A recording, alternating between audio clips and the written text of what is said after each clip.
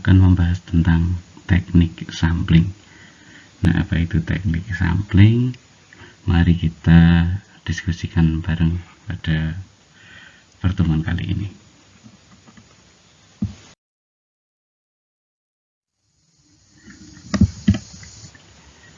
Nah, teknik sampling tadi, sampling merupakan suatu aktivitas atau usaha untuk menghitung produktivitas dari lahan hijauan yang ada pada luasan tertentu tanpa harus memanen semua hijauan yang ada. Jadi di sini kita bisa menghitung produktivitas hijauan itu kira-kira berapa dengan cara mengambil sampel-sampel tanaman. Kita bisa mengambilnya, kemudian menimbangnya dan memperkirakan produktivitasnya berapa di situ. Nah, tujuan dari melakukan sampel ini biasanya untuk mengetahui produktivitas HMT-nya. Tadi sudah saya sampaikan. Jadi dia bisa menghasilkan berapa ton dalam satu luasan tertentu, atau mungkin bisa membandingkan produksi dari misal peta A dengan peta B itu ada perbedaan berapa jumlahnya. Terus mungkin jika kita memiliki perlakuan pemupukan yang berbeda atau jarak tanam yang berbeda, kita bisa mengetahui perlakuan mana yang paling bagus, sehingga kita bisa mengaplikasikan perlakuan itu di lahan yang kita punyai. Nah, dengan sampling ini kita bisa memprediksikan produksi dari masing-masing lahan dengan perlakuan yang berbeda tersebut.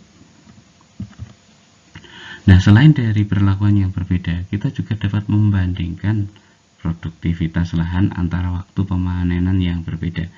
Jadi di sini kita juga punya recording. Mungkin untuk di musim kemarau kita bisa menghasilkan hijauan dalam 1 meter persegi, misal kita bisa memproduksi 3 kilo atau 4 kilo. Nah, sedangkan nanti di musim penghujan, tadi misal di musim kemarau, nah di musim penghujan itu produksinya bisa berapa? Kalau tadi misal 3 kilo, mungkin di musim penghujan bisa sampai 8 kilo atau 10 kilo. Nah, mungkin tergantung dari jenis tanamannya, tapi yang jelas misal kita punya recording produktivitas tanaman, kita bisa menyiapkan alternatif pakan tambahan di musim kemarau misalnya. Seperti itu. Jadi manfaat dari sampling adalah untuk memprediksikan produktivitas dari tanaman yang akan kita peroleh. Nah, prosedur yang benar dalam pengambilan sampel ini akan sangat menentukan hasil yang akan kita peroleh. Jadi di sini jika kita mengambil sampelnya secara benar, otomatis hasilnya pun akan tidak akan jauh meleset dari produksi realnya. Hasilnya bisa dipertanggungjawabkan sebagai acuan dalam melakukan inovasi terhadap perbaikan budidaya HMT yang kita lakukan. Jadi ada beberapa tujuan dari pengambilan sampel ini, antara lain 1. Menghitung produktivitas bahan kering. Kenapa kita menghitung produktivitas bahan kering? Karena ternak itu kan kalau kita memberi pakan berdasarkan bahan kering. Jadi dalam mengambil sampel itu kita biasanya juga melakukan pengambilan kadar air dari sampel yang ada. Jadi subsampelnya kita tes kadar airnya.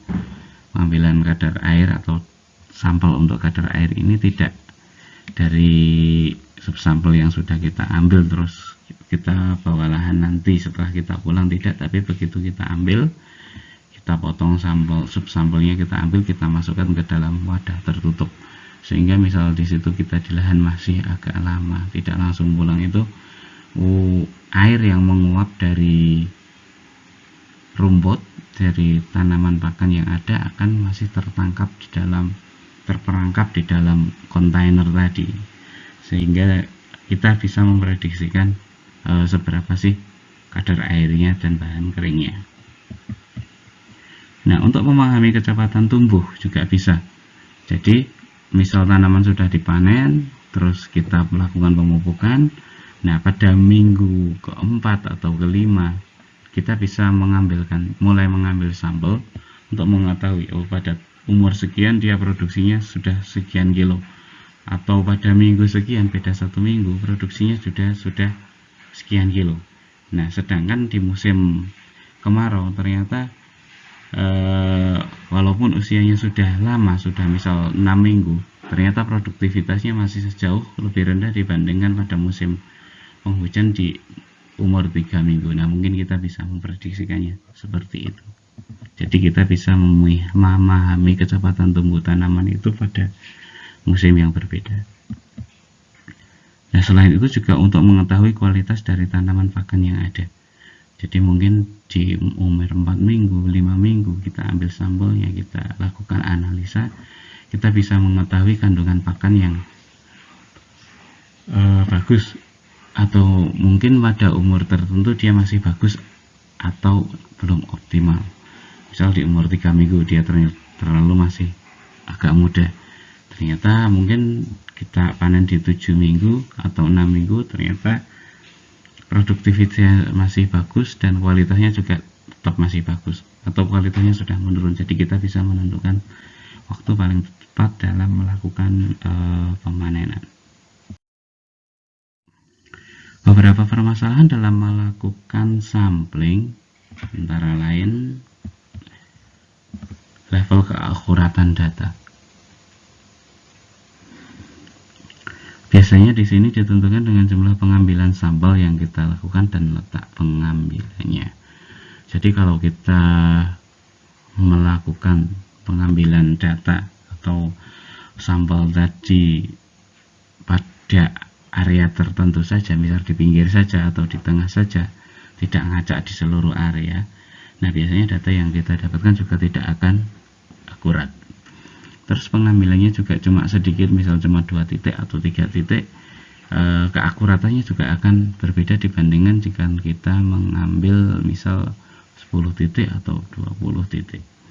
Nah, itu level keakuratannya nanti akan berpengaruh terhadap prediksi produksi yang kita inginkan. Ukuran dan jumlah sampel nanti tadi sudah saya sampaikan. Ukuran ini maksudnya ukuran dari sampelnya, misal kita pakai kuadran setengah kali setengah atau 1x1, dan jumlahnya yang tadi cuma 3 sampel aja yang kita ambil, padahal lahannya itu luasnya bisa mencapai lebih dari 1 hektar, pasti akan sangat berpengaruh pada hasil yang kita dapatkan nanti. Nah, jenis tanaman yang ada dalam lahan ini juga akan berpengaruh. Misal di situ 1 jenis tanaman atau ada 2 jenis tanaman, itu pasti akan mempengaruhi prediksi dari produktivitas yang ada. Kalau mungkin 1 tanaman itu akan lebih mudah, tapi di situ misal ada 2 jenis tanaman dengan proporsi yang berbeda, tapi kita mengambilnya cuma lebih dominan di salah satu jenis tanamannya, nah nanti prediksinya juga akan meleset dari target yang kita inginkan. Nah, teknik sampling paling sederhana dapat kita lakukan dengan melemparkan suatu kuadran. Tadi sudah sampaikan kuadran atau kotak-kotak, bisa juga bulat, tapi yang paling lazim adalah kotak-kotak dengan ukuran 50 x 50 cm, bisa juga 1x1 meter atau 40 x 40 cm. Itu tergantung dari jenis tanamannya atau dari jenis lahannya. Sampel itu atau kuadran itu kemudian kita lemparkan ke lahan secara acak, nanti dia jatuhnya di mata. Nah, di dalam kuadran itu jatuh, kita potong sampelnya yang ada di dalamnya. Kalau perlu kita ambil gulmanya, kemudian kita timbang masing-masing. Itu kalau 1 jenis tanaman. Kalau berbagai jenis tanaman, sebelum kita potong, kita petakan dulu. Tanaman A ada berapa, tanaman B berapa, Kalau misal lebih banyak lagi, tanaman C ada berapa, gulmanya ada berapa, itu nanti kita bisa lihat persentasenya. Misal di lahan itu tanaman A ternyata ada 30%, tanaman B ada 40%, tanaman C ada 20%, dan gulma ada 10%. Seperti itu bisa kita lakukan. Nah, ukuran dari kuadran ini bervariasi, tadi yang 50 cm, 30 atau 40 atau bahkan 1 meter, atau mungkin bisa 2,5 meter, ini bervariasi. Semakin besar semakin bagus. Nah, ini tergantung dari jenis tanamannya. Kalau tanaman rumputnya kecil, misal rumput lapang, rumput lapangan itu kita bisa menggunakan kotak yang kecil. Tapi kalau jenis rumputnya yang besar, rumput gajah, rumput raja, nah, atau mungkin juga rumput otot, itu kita bisa menggunakan kuadran yang sedikit lebih besar atau besar pada rumput yang tanamannya besar. Nah, ini ukuran kuadran kadang juga disesuaikan dengan ukuran tanaman yang akan kita ambil sampelnya. Seperti saya sampaikan, untuk rumput lapangan kuadrannya bisa kecil, untuk rumput gajah kuadrannya harus lebih besar, paling tidak bisa lebih 1 meter. Dengan konsekuensi nanti sampelnya juga akan lebih banyak, karena rumpun dari rumput gajah itu kan bisa sangat besar. Jadi kalau kita ambilnya cuma sedikit, takutnya prediksinya kurang optimal, apalagi dengan jarak tanaman yang tidak beraturan.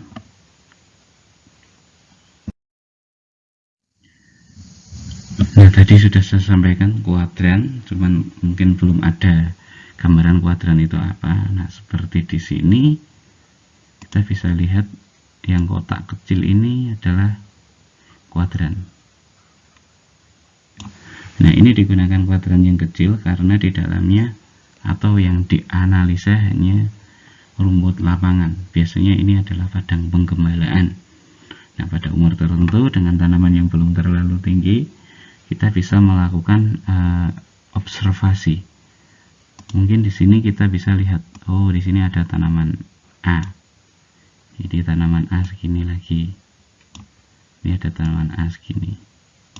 Nah, terus ada lagi mungkin di situ jenis tanaman B. Oh, tanaman B di sini ada sekian. Terus ini tanaman B lagi, di sini ada. Nah, mungkin seperti itu. Terus gulmanya ada berapa sih? Oh, di sini ada gulma. Misal seperti itu. Ini ada gulma lagi. Nah, nanti bisa ditentukan dari sini. Kita bisa lihat ternyata tanaman A itu ada misal 40% atau 50%. Tanaman B ada 40%. Terus gulma ada 10%. Terus nanti kita lemparkan lagi ke lahan ini pada lokasi yang lainnya lagi. Misal kuadrannya kita lemparkan jatuh di sini. Nah, pada kotak ini ada berapa? Kita lakukan pencatatan. Kita ambil sampelnya, terus kemudian kita kompilasi dari data yang ada, kita rata-rata, di situ kita akan peroleh. Misal dari total lahan itu ternyata populasi rumput A dan rumput B 30 banding 50. Gulmanya ternyata sudah sangat banyak, ada 20. Nah, itu bisa kita ketahui dengan cara sampling seperti ini. Namun pada misal di Bangtan ini kita hanya punya lahan rumput otot saja, identifikasi seperti ini tidak perlu dilakukan karena di kotak ini semuanya pasti akan otot.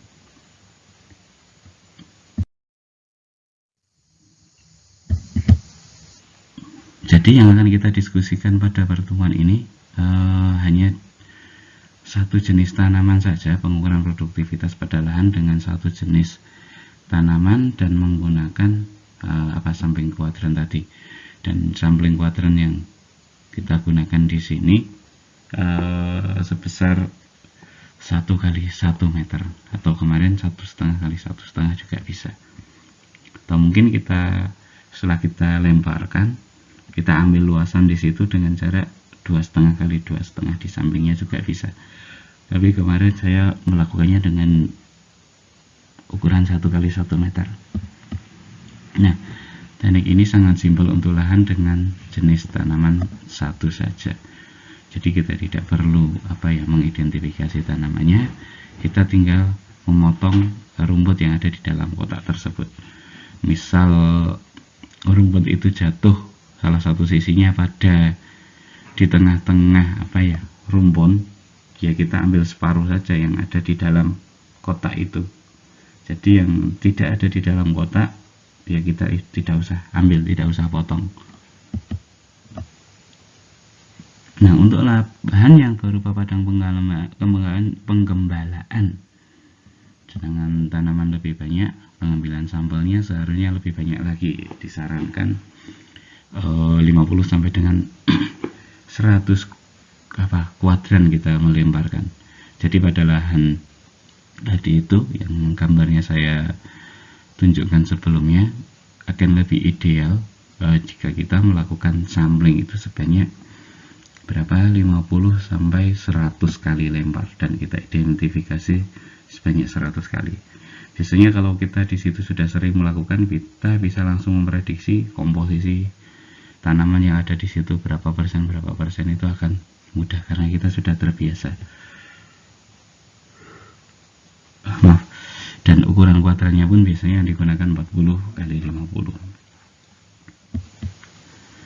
Nah, penilaian bukan hanya pada produktivitasnya saja berapa kilo, tapi perlu dilakukan identifikasi jenis tanaman tadi. Sudah saya sampaikan proporsinya untuk tiap kuadran itu berapa persen, dan biasanya kalau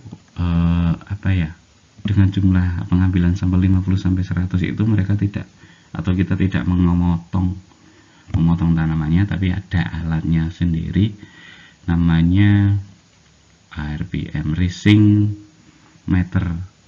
Plate Meter. Jadi di situ kita bisa lakukan pengukuran tinggi tanamannya berapa, dan dia sudah bisa ada standarnya tertentu. Jadi dengan tinggi sekian kira-kira produksinya sekian, tinggi tanaman sekian senti produksinya sekian, ada ringnya di situ, ada kalibrasinya. Jadi tinggal diukur tiap kali kita lemparkan kuadran itu di lahan, kita lihat komposisinya seperti apa, tanamannya apa aja, tingginya berapa. Jadi cukup cepat di situ penghitungannya, tidak usah diambil dan ditimbang. Nah, berbeda dengan yang akan kita lakukan di sini, kita pakai cara yang paling sederhana. Kita lemparkan kuadrat itu ke lahan, seterusnya kita timbang sampel yang ada di dalam kotak tersebut. Nah, mungkin itu teori yang saya sampaikan untuk teknik sampling, tidak perlu panjang lebar karena ini teori yang sangat mudah. Matur nuwun atas perhatiannya, simak video untuk praktek pengambilan sampelnya. Terima kasih.